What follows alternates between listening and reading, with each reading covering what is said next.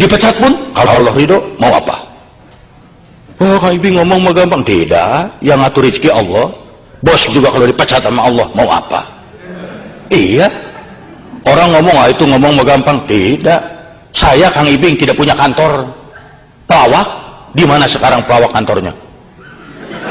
Tidak ada. Kalau dihitung di atas kertas, ada yang manggil ngelawak, anak saya bisa makan. Kalau tidak ada yang manggil, anak saya barangkali sulit makan. Teori, prakteknya, Masya Allah, tidak punya kantor, villa di boga, mobil halus, penghasilan tuh eleh kuno di Jepang.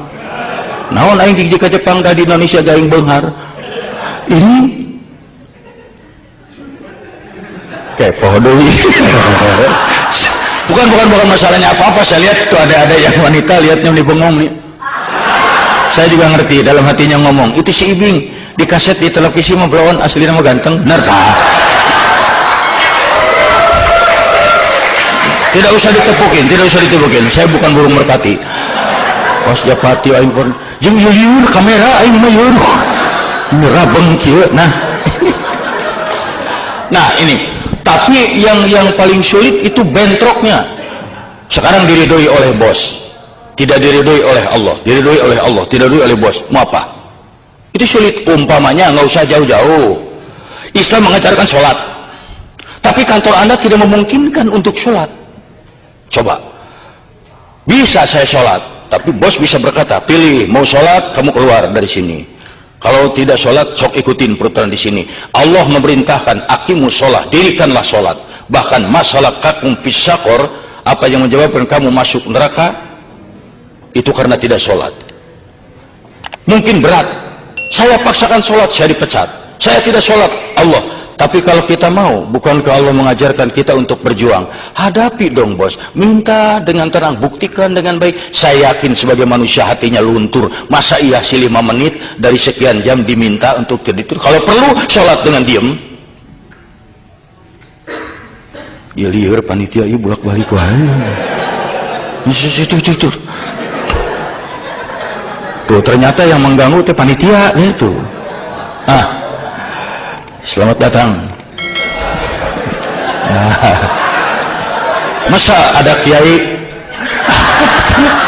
ngerti aing. Duh, saya tuh sebenarnya mau serius tapi aduh hese. Nah, ini.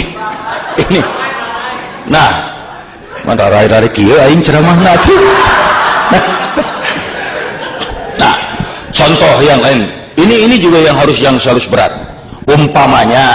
Umpamanya di sini seorang bapak misalnya atau seorang ibu, itu Islam memerintahkan salah satunya umpamanya, ya ayuhannas kulu mimma fil ardi halalan thayyiba wala tatabi'u khutuwati syaiton innahu lakum aduwwum mubin. Hei manusia, hei orang-orang, makanlah makanan yang halal di muka bumi ini, jangan ikuti langkah-langkah setan. Kita diwajibkan mencari yang halal, tapi satu waktu godaan, bukan main. Umpamanya Anda punya adik, punya orang tua di tanah air, minta duit untuk dibelikan apa kek, Anda lagi tidak punya duit. Satu waktu bekerja di kantor, ada kesempatan mencari duit, tapi tidak halal, ambil aja maling lah, di mana mana mau maya wae. Di situ terjadi perang. Mana yang harus diturut? Ambil barang ini, aman, tidak ada yang tahu. Adik atau anak di Indonesia bisa punya motor, bisa punya mobil, tapi Allah tidak akan ikhlas, tidak akan ridho. Sekarang tolak ini, Allah ridho, tapi anak tidak jadi beli motor. Itu perang yang berat. Tapi kan dalam Islam diingatkan, itu Nabi Ibrahim alaihissalam mendapat perintah dari Allah sembelih putranya Ismail. Itu berat, diturut perintah, anak jadi korban, Allah ridho.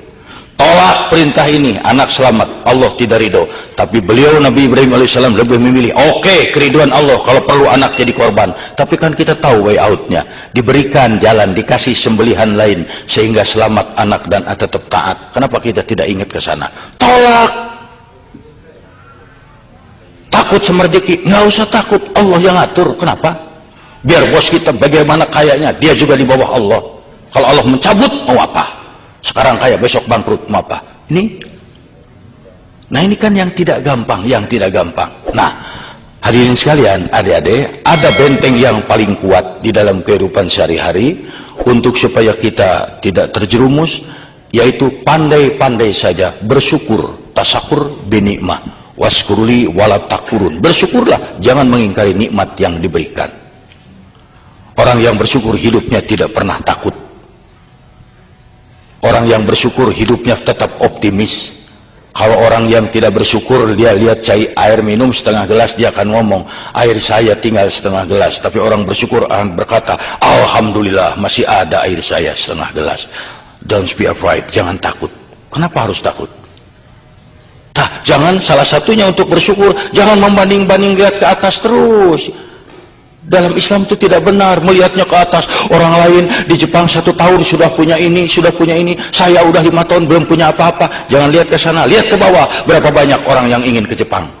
Anda nggak percaya, buka lamaran untuk kerja di Jepang. Untuk misalnya ijazah SMA, kalau nggak sarjana juga seabrek-abrek daftar. Siapa sih yang nggak mau ke luar negeri? Apalagi di kita masih luar negeri minded.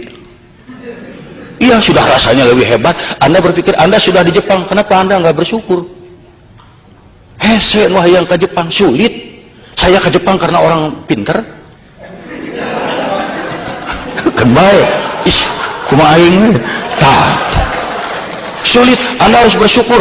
Oh, saya capek kerja. Nggak apa-apa. Berapa banyak orang yang ingin ke Jepang? Kalau dibuka lamaran ribuan, Anda sudah di Jepang, kenapa nggak bersyukur?